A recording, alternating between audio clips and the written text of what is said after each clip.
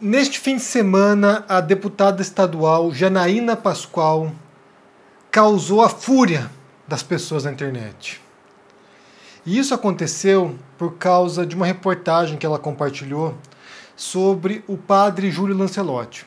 A reportagem tem a manchete dizendo o seguinte: Padre Lancelotti diz que PM tentou impedir doação de marmitas na Cracolândia. Mas antes de entrarmos nesse assunto, eu quero pedir para que você já deixe a sua curtida nesse vídeo aqui, já deixe seu comentário aqui embaixo dando um bom dia, tudo bem, como estão as coisas aí, e também já se inscreva no canal, porque a nossa meta até o fim do ano é de 700 mil inscritos e eu conto com a sua participação. Então vamos lá. E daí a Janaína Pascoal compartilhou essa notícia e disse o seguinte aqui: as pessoas que moram e trabalham naquela região já não aguentam mais. O padre e os voluntários ajudariam se convencessem seus assistidos a se tratarem e irem para os abrigos. A distribuição de alimentos na Cracolândia só ajuda o crime. O tema precisa ser debatido com honestidade. E daí, como você pode imaginar, as pessoas ficaram revoltadas, porque ela está dizendo aqui que o ato do padre, ou seja, um padre católico, o Júlio Lancelotti, ir dar comida para pessoas que estão em situação, sabe, de completa degradação, é uma situação na qual as pessoas não têm escolha, porque já estão dominadas pela droga. E aqui a gente fala sobre o ponto de vista da dependência química. Não é como se a pessoa fosse capaz de falar assim: olha só, eu vou abandonar isso, eu vou agora voluntariamente sair da Cracolândia e vou me tratar. Não é assim, as coisas são muito mais complicadas do que isso. Mas ela põe a culpa disso e a culpa da criminalidade na ajuda que um padre dá para essas pessoas que estão em situação, sabe, extrema, de extrema necessidade. E daí, como eu falei, as pessoas na internet ficaram revoltadíssimas, passaram a criticar duramente a Janaína Pascoal. E uma dessas pessoas que fez isso foi a jornalista Raquel Sherazade, que disse o seguinte aqui, vou ler a resposta da Sherazade. Desalmada, Janaína critica padre Júlio Lancelotti e diz que doação de comida na Cracolândia ajuda o crime. E passou a mostrar contradições daquilo que a Janaína diz, muitas vezes para defender o governo Bolsonaro, o governo do qual ela é apoiadora, contradições que ela diz para defender o governo Bolsonaro, e quando se trata de políticas de esquerda, por exemplo, ela é crítica. Como para Janaína Pascoal, são dois pesos, duas medidas. Dependendo de onde partir a proposta, aí eu vou analisar se eu aceito ou não. A Janaína Pascoal é uma figura complicadíssima na política brasileira e no debate público brasileiro também, né? Justamente porque ela oscila entre, sabe, momentos de lucidez, como por exemplo quando havia a convenção do PSL e ela era cogitada como candidata à vice-presidência na chapa do Bolsonaro, e ela vai na convenção e ela diz, ela critica, na verdade, a postura dos bolsonaristas de um pensamento único. Se você divergir daquilo, você já passa a ser inimigo. Ela vai lá e critica isso na convenção do PSL e se recusa a ser vice na chapa do Bolsonaro. Então você tem ali um momento, um vislumbre de sanidade da Janaína Pascoal, mas de repente ela vai e descamba e começa a falar coisas que são inconcebíveis, inaceitáveis. Então é uma figura complicadíssima mesmo. E depois, né, após as críticas que ela recebe, ela vai e insiste, né, e continua sendo criticada bastante. Eu quero abordar aqui alguns pontos, né? Inclusive eu quero pôr aqui no finalzinho desse vídeo a fala do Júlio Lancelotti, né, do padre, agradecendo o apoio que ele recebeu. Porque não é a primeira vez que ele é alvo dos bolsonaristas ou da direita brasileira, né? Basta a gente pensar, por exemplo, durante a campanha eleitoral para a Prefeitura de São Paulo, que o deputado Mamãe Falei elegeu o Júlio Lancelotti como seu adversário. Então ele começou a fazer vídeos difamando o padre, e na mesma toada da Janaína Pascoal, né, de que o padre contribuía para que a Cracolândia existisse. O primeiro fato, gente, não foi o padre Júlio Lancelotti que criou a Cracolândia. Ela existe há anos, né, e ele dar ou não comida não vai fazer com que as pessoas deixem de viver nas ruas e de usar drogas. É o primeiro fato. O padre Júlio Lancelotti não ajudar essas pessoas em seu estado degradante não vai evitar que elas estejam nas ruas e não vai evitar que elas usem crack. Só vai aumentar a degradação delas. Então é o primeiro fato. Eu acho que a gente compreender que deixar de ajudar um morador de rua e deixar de ajudar um dependente químico não vai acabar com a situação. É a primeira coisa. Só vai piorar a situação deles. Não dar cobertor para morador de rua não vai evitar que essa pessoa durma na rua no inverno. Só vai fazer com que ela morra de frio. É claro que tem pessoas que têm uma mentalidade higienista e acham que tem que morrer mesmo, né? Você deixa lá esses caras abandonados e uma hora eles vão sumir. Uma hora eles vão deixar de existir porque eles vão morrer todos. Então tem pessoas que têm essa mentalidade mesmo de fato de limpeza, né? Limpeza social, e que acabe isso de um modo ou de outro. Mande essas pessoas para longe, né? Ponha nos ônibus e mande lá para outra cidade. Mande para lugar remoto no qual elas não têm como se manter. Então tem pessoas que pensam assim. Mas a questão, tanto de dependentes químicos, né, tanto na Cracolândia quanto de moradores de rua, é uma questão, a primeira, em parte, de saúde pública. Como eu falei, essa pessoa não tem escolha. Ela entrou no vício, ela não sabe como sair. Não é uma questão, sabe, de decisão voluntária. Ela está presa no vício. Por isso que é viciada, por isso que ela é dependente química, porque ela não tem essa escolha. E o segundo caso, né, dos moradores de rua tem a ver com uma questão social e econômica. Inclusive, tem uma reportagem esse fim de semana falando que, devido à crise econômica agora e acentuada pela pandemia, milhares de brasileiros, trabalhadores, pessoas como eu ou você, pessoas que estão sendo obrigadas, forçadas a ir para a rua, porque não têm condições de pagar mais aluguel e estão agora na indigência. Então, essa situação é calamitosa mesmo. E a culpa não é do padre Júlio Lancelotti. Certamente que não é. Para evitar esse tipo de coisa, são necessárias políticas públicas de retirada dessas pessoas para que elas possam se tratar, para que elas possam tentar retornar a uma vida produtiva e evitar que as pessoas entrem. É o mesmo dilema da criminalidade. É você criar estímulos para que um jovem, um adolescente e um jovem adulto não entrem na criminalidade, não vejam benefícios em roubar alguém. Que elas pensem que, sim, eu tenho perspectivas, eu tenho caminhos que eu posso trilhar. Então, é muito mais seguro e é muito mais razoável que eu siga uma profissão que me vai dar um retorno, que vai me dar uma vida digna para mim e para minha família, do que cair na criminalidade, que parece a última solução para quem não tem soluções. Então, a gente tem que pensar que certas questões, como criminalidade, como moradores de rua e como a Cracolândia, são questões estruturais. É necessário que se ataque nas bases isso e que encontre soluções para quem já está nessa condição.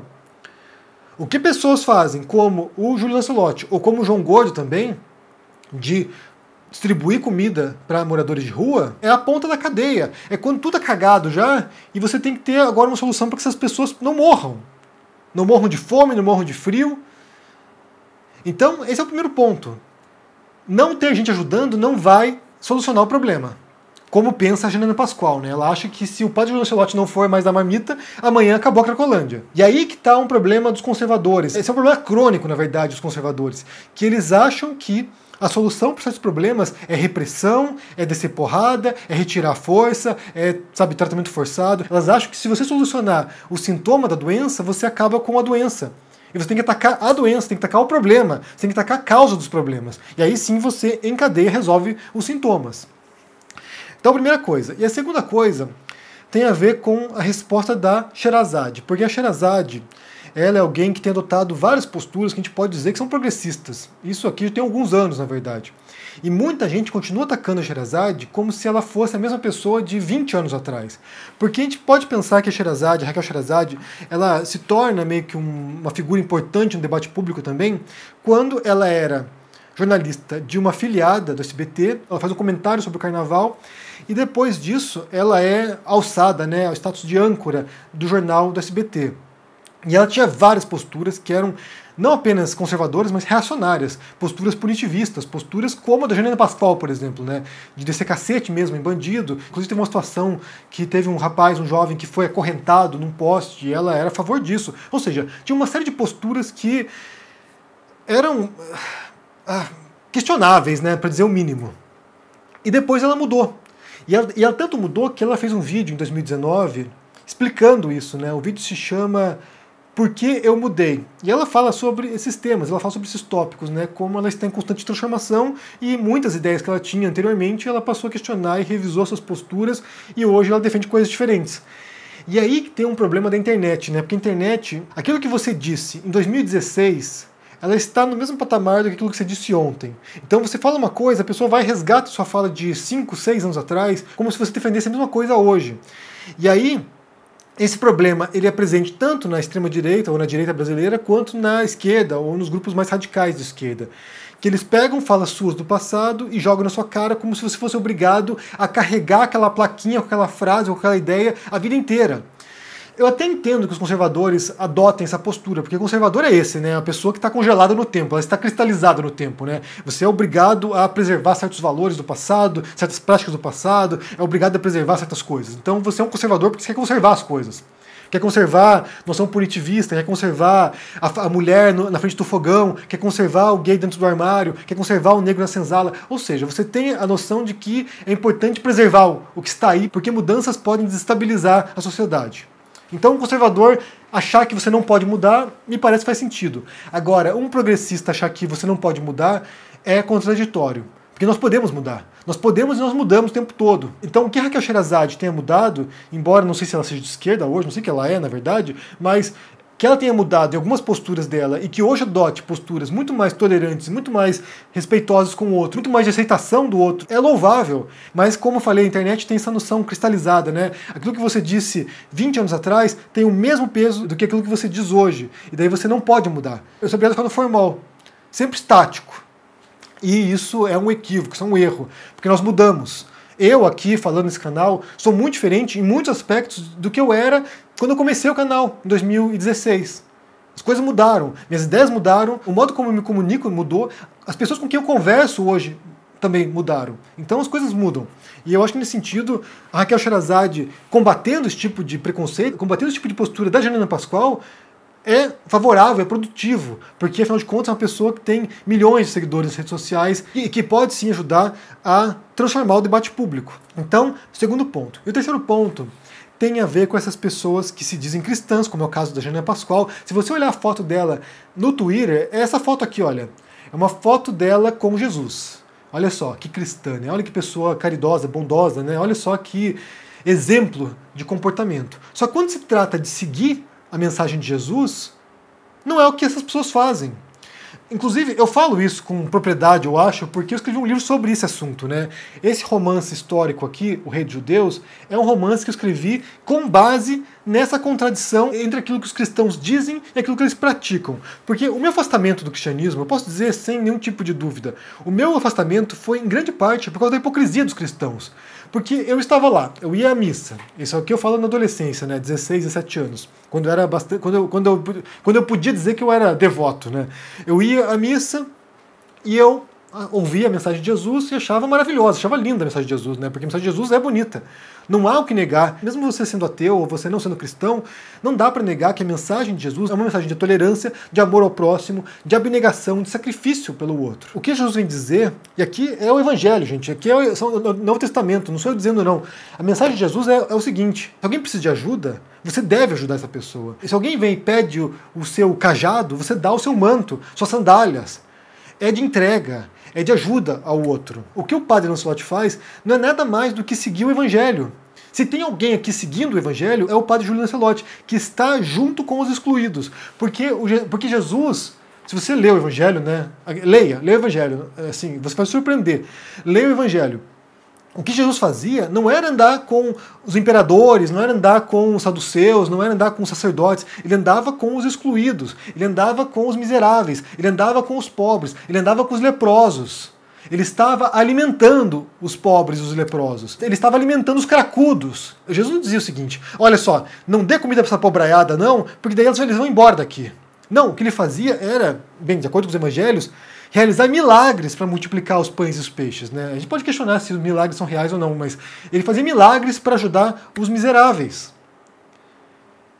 Porque a revolução que Jesus propunha, que era uma revolução que ele propunha, a revolução que ele propunha era uma revolução ética, mas individual também. Ele propunha o seguinte, olha, a lei anterior dizia olho por olho, dente por dente. O que eu digo agora não é isso. O que eu digo agora é dê a outra face. É ame esse próximo como a ti mesmo, e mais do que isso, ame até os seus inimigos.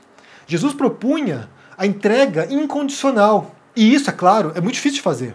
Isso, é claro, é muito complicado. Os discípulos de Jesus não sabiam como fazer isso. Você tem ali dilemas dos discípulos, né? Eles não sabem como proceder. Porque não é fácil amar o seu próximo, ainda mais quando essa pessoa está em condições degradantes. Não é fácil amar o próximo e não é fácil amar o seu inimigo.